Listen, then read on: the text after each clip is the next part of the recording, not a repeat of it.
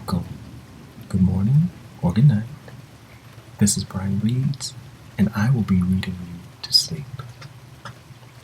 Tonight, we are going to be reading Agatha Christie's And Then There Were None, previously published as 10 Little Indians. Chapter 1. In the corner of a first-class smoking carriage, Mr. Justice Wargrave, lately retired from the bench, puffed at a cigar and ran an interested eye through the political news in the Times. He laid the paper down and glanced out the window. They were running now through Somerset. He glanced at his watch, another 2 hours to go. He went over in his mind all that had appeared in the papers about Soldier Island. There had been its original purchase by an American millionaire who was crazy about yachting and an accountant of the luxurious modern house he had built on this little island off the Devon coast. The unfortunate fact that the new third wife of the American millionaire was a bad sailor had led to the subsequent putting up of the house and island for sale. Various glowing advertisements of it had appeared in the papers. Then came the first bald statement that it had been bought by a Mr. Owen. After that, the rumors of the gossip writers had started. Soldier Island had really been bought by Miss Gabrielle Turrell, the Hollywood film star. She wanted to spend some months there free from all the publicity. Busy Bee had hinted delicately that it was to be an abode for royalty. Mr. Merriweather had had it whispered to him that it had been bought for a honeymoon. Young Lord L had surrendered it to Cupid at last. Jonas knew for a fact that it had been purchased by the Admiralty with a view to carrying out some very hush-hush experiments. Definitely, Soldier Island was news. From his pocket, Mr. Justice Wargrave drew out a letter. The handwriting was practically illegible, but words here and there stood out with an unexpected clarity. Dearest Lawrence, such years since I have heard anything of you. Must come back to Soldier Island, the most enchanting place. So much to talk over. Old days. Communion with nature. Bask in the sunshine. 1240 from Paddington. Meet you at Oakbridge. And his correspondent signed herself with a flourish. His ever-Constance Colmington. Mr. Justice Wargrave cast back in his mind to remember when exactly he had last seen Lady Constance Colmington. It must have been 8 years ago. She had then been going to Italy to bask in the sun and be at one with nature in the contadini. Later, he had heard she had proceeded to Syria, where she proposed to bask in yet stronger sun and live at one with nature and the Bedouin. Constance Colmington, he reflected to himself, was exactly the sort of woman who would buy an island and surround herself with mystery. Nodding his head in gentle approval of his logic, Mr. Justice Wargrave allowed his head to nod. He slept. Vera Claythorne, in a third-class carriage with 5 other travelers in it, leaned her head back and shut her eyes. How hot it was traveling by train today. It would be nice to get to the sea. Really a great piece of luck getting this job. When you wanted a holiday posted nearly always meant looking for a swarm of children. Secretarial holiday posts were much more difficult to get. Even the agency hadn't held out much hope, and then the letter had come. I have received your name from the Skilled Women's Agency together with their recommendation. I understand they know you personally. I shall be glad to pay you the salary you ask and shall expect you to take up your duties on August 8th. The train is the 12:40 from Paddington and you will be met at Oakbridge Station. I enclose 5-pound notes for expenses. Yours truly, Una Nancy Owen. And at the top was the stamped address Soldier Island, Sticklehaven, Devon. Soldier Island? Why, there had been nothing else in the papers lately. All sorts of hints and interesting rumors, though probably that was mostly untrue. But the house had certainly been built by a millionaire and was said to be absolutely the last word in luxury. Vera Claythorne, tired by a recent strenuous term at school, thought to herself, being a games mistress in a third-class school isn't much of a catch. If only I could get a job at some decent school. And then, with a cold feeling around her heart, she thought, but I'm lucky to have even this. After all, people don't like the coroner's inquest, even if the coroner did acquit me of all blame. He had even complimented her on her presence of mind and courage, she remembered. For the inquest, it couldn't have gone better, and Miss Hamilton had been kindness itself to her. Only Hugo, but she wouldn't think of Hugo. Suddenly, in spite of the heat in the carriage, she shivered and wished she wasn't going to sea. A picture rose clearly before her mind, Cyril's head bobbing up and down, swimming to the rock. Up and down, and herself, swimming in easy practice strokes after him, cleaving her way through the water, but knowing only too surely that she wouldn't be in time. The sea, its deep warm blue, mornings spent lying out on the sands, Hugo who had said he loved her. She must not think of Hugo. She opened her eyes and frowned across at the man opposite her, a tall man with a brown face, light eyes set rather close together, and an arrogant, almost cruel mouth. She thought to herself, I bet he's been to some interesting parts of the world and seen some interesting things. Philip Lombard, summing up the girl opposite in a mere flash of his quick-moving eyes, thought to himself, quite attractive, a bit schoolmistress, perhaps.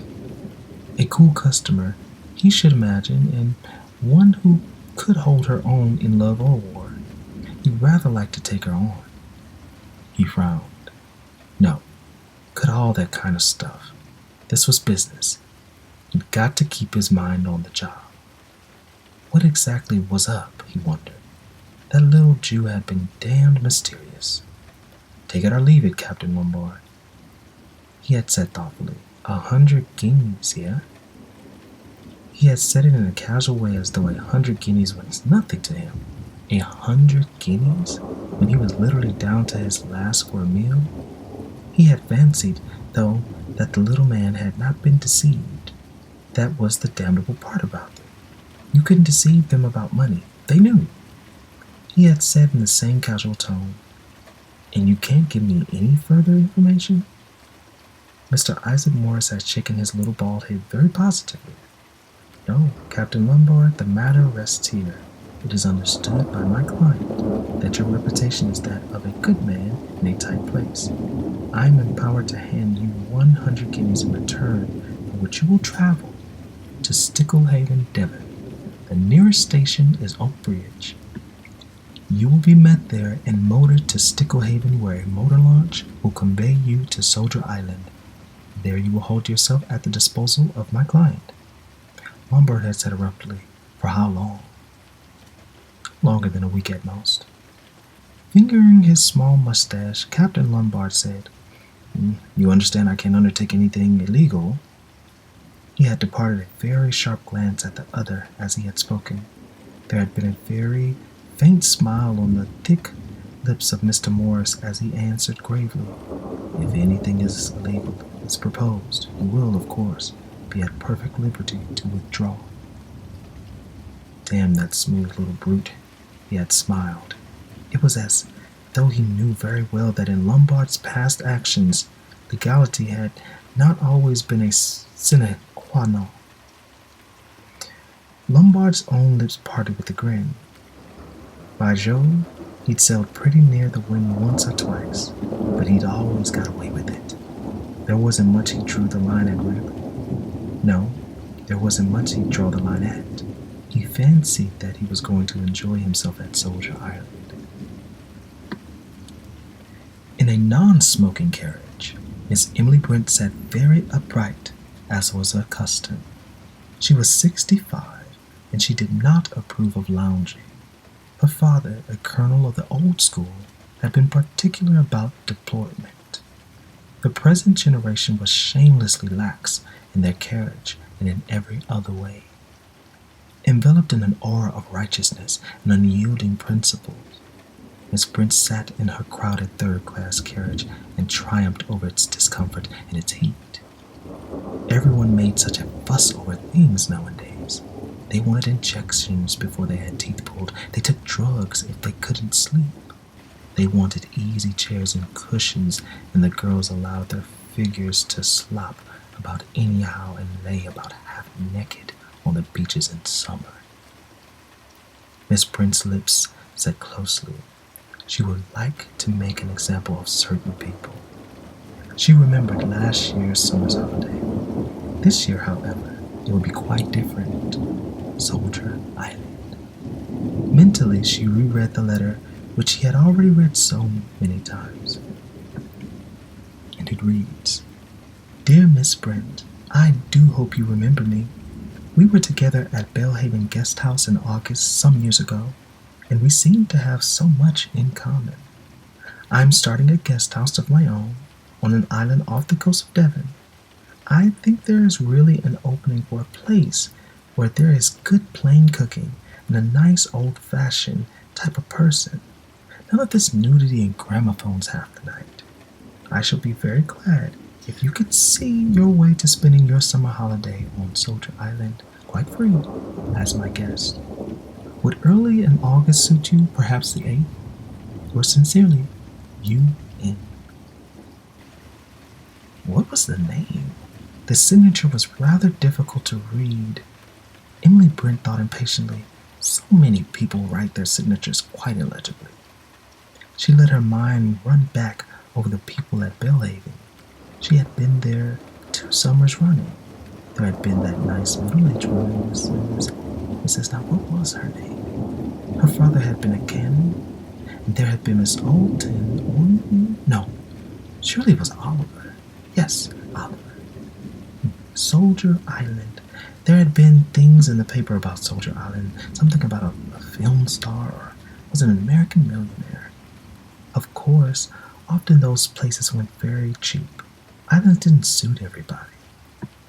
They thought the idea was romantic, but when they came to live there, they realized the disadvantages and were only too glad to sell. Emily Brent thought to herself, I shall be getting a free holiday at any rate. With their income so much reduced and so many dividends not being paid, that was indeed something to take into consideration. If only she could remember a little more about Miss Oliver. General MacArthur looked out the carriage window. The train was just coming into Exeter where he had to change. Damnable, these slow branch line trains. This place, Soldier Island, was really no distance at all as the crow flies. He hadn't got it clear who this fellow Owen was, a friend of Spoof Lagarde's, apparently, and of Johnny Dyer's. 1 or 2 of your old cronies are coming. Would you like to have a talk over old times? Well, he'd enjoy a chat about old times. He'd had a fancy lately that fellows were rather fighting shy of him, all owing to that damned rumor. By God, it was pretty hard nearly 30 years ago now. Armstrong had talked, he supposed. Damn young pup. What did he know about it? Oh well, no good brooding about these things. One fancy thing sometimes fancied a fellow who was looking at you queerly. This Soldier Island now, he'd be interested to see it. A lot of gossip flying around. Looked as though there might be something in the rumor that the Admiralty or the War Office of the Air Force had got hold of it. Young Elmer Robeson, the American millionaire, had actually built the place, spent thousands on it. So it was said, every mortal luxury, Exeter, and an hour to wait. He didn't want to wait, he wanted to get on. Dr. Armstrong was driving his Morris across Salisbury Plain. He was very tired. Success had its penalties. There had been a time when he had sat in his consulting room in Harley Street, correctly appareled, surrounded with the most up-to-date appliances and the most luxurious furnishings, and waited through the empty days for his venture to succeed or fail. Well, it had succeeded. He'd been lucky. Luck and skillful, of course. He was a good man at his job, but that wasn't enough for success. You had to have luck as well. And he had it. An accurate diagnosis, a couple of grateful women patients, women with money and position, and word got out about it. They said things like, "You ought to try Armstrong. Quite a young man, but so clever." And things like, "Bam had been to all sorts of people for years, and he put his finger on the trouble at once." The ball had started rolling, and now Dr. Armstrong had definitely arrived. His days were full. He had little leisure, and so, on this August morning, he was glad that he was leaving London and going to be for some days on an island off the Devon coast. Not that it was exactly a holiday. The letter he had received had been rather vague in its terms, but there was nothing vague about the accompanying check, a whacking fee. These Owens must be rolling in money.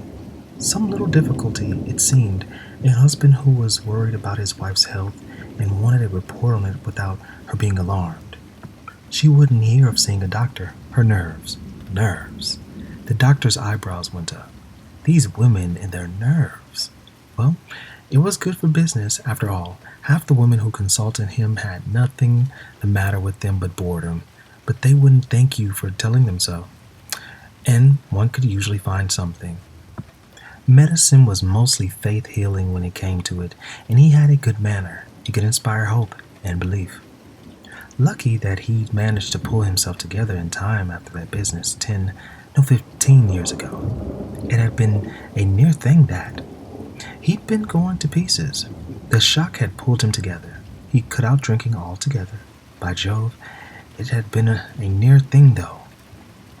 With a devastating, ear-splitting blast on the horn, an enormous super sports Dalmane car rushed past him at 80 miles an hour. Dr. Armstrong nearly went into the hedge. One of these young fools who tore around the country. He hated them. That had been a near shave, too. Damned young fool. Tony Marston. Tony Marston, roaring down into Mere, thought to himself, "The amount of cars crawling about the roads is frightful. Always someone blocking your way. And they will drive in the middle of the road. Pretty hopeless driving in England anyway. Not like France, where you really could let out. Should he stop here for a drink or push on? Heaps of time. Only another 100 miles and a bit to go. He'd have a gin and ginger beer. Fizzing hot day. This island place ought to be rather good fun if the weather lasted. Who were these Owens, he wondered? Rich and stinking, probably. Badger was rather good at nosing people like that out. Of course he had to. Poor old chap with no money of his own. Hope they do one well in drinks. Never knew with these fellows who'd made their money and weren't born to it. Pity that story about Gabriel Turtle having bought Soldier Island wasn't true. He'd like to have been in with that film star crowd. Oh well, he supposed, there'd be a few girls there. Coming out of the hotel, he stretched himself, yawned, looked up at the blue sky, and climbed into the Dalmane. Several young women looked at him admiringly. His 6 feet, a well-proportioned body, his crisp hair, tanned face, and intensely blue eyes. He let in the clutch with a roar and leapt up the narrow street. Old men and errand boys jumped for safety. The latter looked after the car admiringly. Anthony Marston proceeded on his triumphal progress. Mr. Blore. Mr. Blore was in the slow train from Plymouth. There was only one other person in his carriage, an elderly seafaring gentleman with bleary eyes. In the present moment he had dropped off to sleep. Mr. Blore was writing carefully in a little notebook. That's the lot, he muttered to himself. Emily Brent, Vera Claythorne, Dr. Armstrong, Anthony Marston, Old Justice Wargrave, Philip Lombard, General MacArthur, CMG, DSO, Montserrat and wife, Mr. and Mrs. Rogers. He closed the notebook and put it back in his pocket.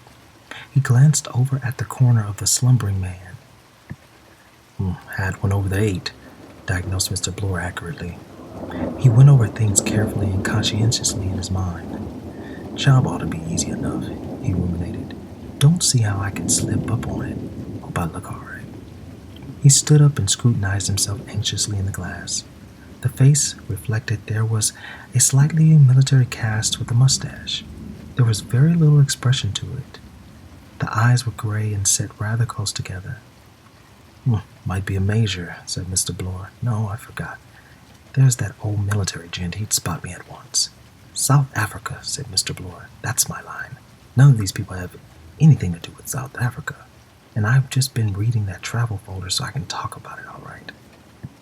Fortunately, there were all sorts and types of colonials. As a man of means from South Africa, Mr. Bloor felt that he could enter into any society unchallenged. Soldier Island. He remembered Soldier Island as a boy. Smelly sort of rock covered with gulls stood about a mile from the coast. Funny idea to go and build a house on it. Awful in bad weather, but millionaires were full of whims. The old man in the corner woke up and said, "You can never tell at sea, never." Mr. Bloor said soothingly, "That's right, you can't." The old man hiccuped twice and said plaintively, "There's a squall coming." Mr. Bloor said, No, mate, it's a lovely day." The old man said angrily, "There's a squall ahead, I can smell it." "Maybe you're right," said Mr. Bloor pacifically. The train stopped at a station, and the old fellow rose unsteadily. "This is where I get out." He fumbled with the window. Mr. Bloor helped him. The old man stood in the doorway. He raised his solemn hand and blinked his bleary eyes. "Watch and pray," he said. "Watch and pray. The day of judgment is at hand." He collapsed through the doorway onto the platform. From a recumbent position, he looked up at Mr. Bloor and said with immense dignity, "I'm talking to you, young man. The day of judgment? It's very close at hand." Subsiding into his seat, Mr. Bloor thought to himself, "He's nearer to the day of judgment than I am." But there, as it happens, he was wrong. This is the end of Chapter 1 of Agatha Christie's And Then There Were None. Hopefully, you had some good sleep, or you are highly entertained. Please like, share, and subscribe to my channel to get more content. Would you like Chapter 2? It's on the way. This has been Brian Reed's Agatha Christie. Until next time, bye-bye.